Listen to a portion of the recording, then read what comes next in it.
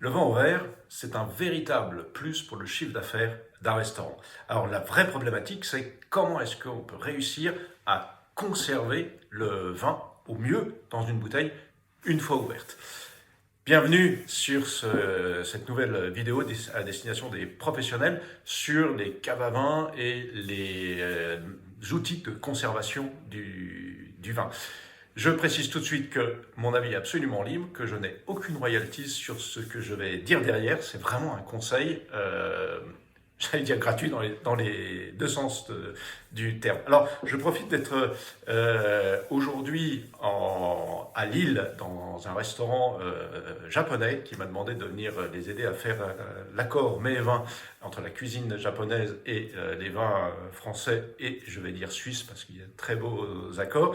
Et pour profiter du décor qui m'est offert, de vous présenter en fait cette problématique. Je le disais en ouverture, c'est vrai, le vin en verre, ça joue énormément sur le chiffre d'affaires du restaurant, mais le problème c'est une fois qu'une bouteille est ouverte, elle ne se conserve pas éternellement. Et si vous n'avez pas un grand débit, évidemment, le vin risque de se perdre. Et si vous souhaitez mettre des vins de cru, de plus grand prix, évidemment, l'enjeu est d'autant plus important qu'on n'en vend peut-être pas forcément tant que ça. Alors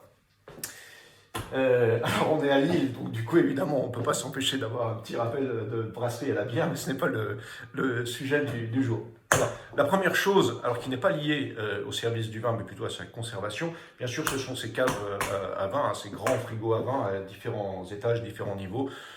Globalement, effectivement, si vous n'avez pas d'autres moyens de conservation, c'est très bien, parce que vous pouvez régler la température. Alors, ce n'est pas la température de service, en général, on la met plutôt à 13, c'est la température de conservation. Je ferai d'autres vidéos sur ces aspects de la conservation, et notamment les problématiques de conservation du vin au restaurant.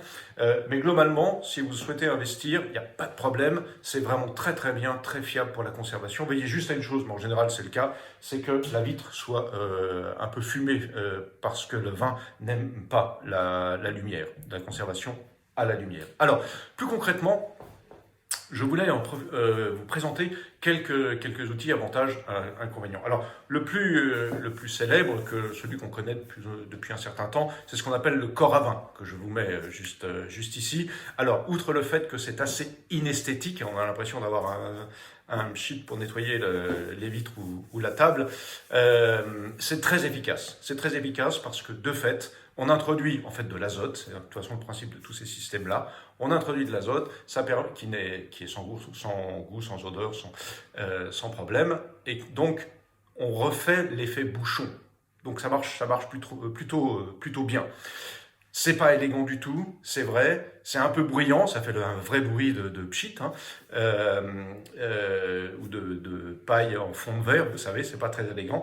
Ça a un inconvénient, c'est que il faut changer la cartouche, et que si cela vous arrive en plein service, c'est au niveau de la fluidité, du temps perdu. Voilà. C'est un inconvénient que moi-même j'ai constaté, que plusieurs de mes collègues sommeliers m'ont aussi rapporté. Mais au niveau, en tout cas, de l'effet souhaité de la conservation, c'est vraiment très bien. Ce sont des vins que vous pouvez conserver plusieurs semaines.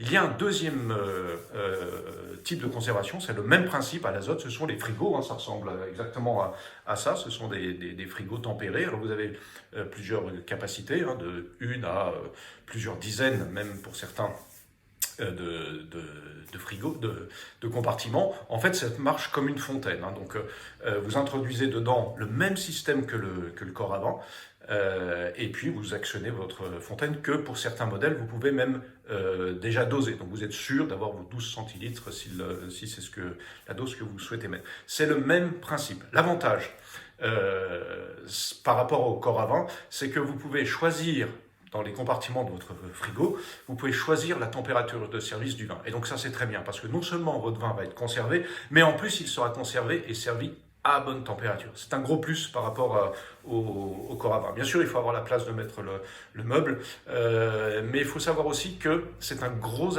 argument de vente d'avoir la possibilité de voir les vins servis au verre. C'est vraiment la curiosité, ça attire beaucoup.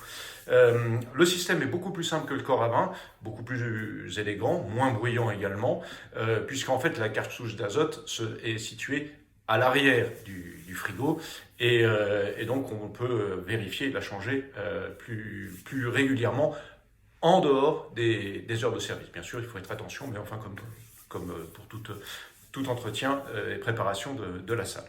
Donc ça, c'est plutôt pas mal. Ces frigos, vraiment, il y en a de différentes formules, de différentes formes. J'attire juste l'attention sur un point.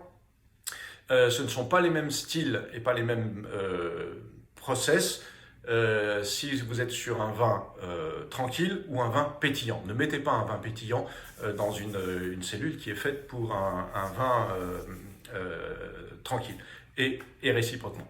Et puis le dernier dont je voulais vous parler, et que là pour le coup, sans aucune ambiguïté, même si je ne vais pas me faire des amis, je vous déconseille absolument, c'est cette espèce de mode esbrouf de la fameuse D-Wine. Alors quel est le principe? Le principe, plutôt de bonne intention au départ, c'est 1. De vous servir le vin à bonne température.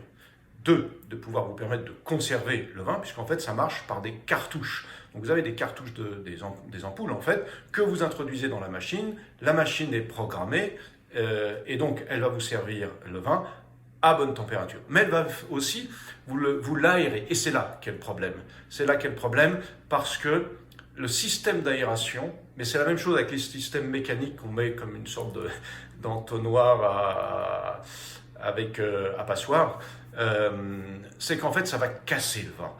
Et vous pouvez avoir des vins, moi il m'est arrivé de boire des Cahors, mais on avait l'impression d'avoir de l'eau, pas au niveau de l'arôme était là, mais au niveau de la structure en bouche, de la consistance en bouche, c'est vraiment pas une bonne chose. J'ai même bu à Lille il y a quelques années ici, lorsque je donnais une formation pour des serveurs de restaurants, j'ai même eu un Pape Clément, je ne me souviens plus de l'année, je m'étais offert ça, c'était mon anniversaire, c'était à peu près 40 € la fiole.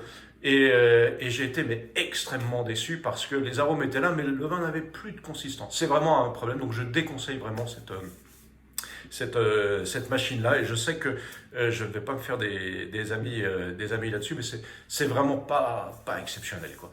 Voilà, donc moi je vous conseille le corps à vin, avec sa limite, mais vraiment le plus, c'est cette grande machine que l'on trouve d'ailleurs à des prix très très abordables et très très différents. Mais le retour sur investissement est vraiment immédiat. À chaque fois que je l'ai fait installer dans un restaurant où je suis allé comme consultant sommelier, à chaque fois, l'effet a été immédiat.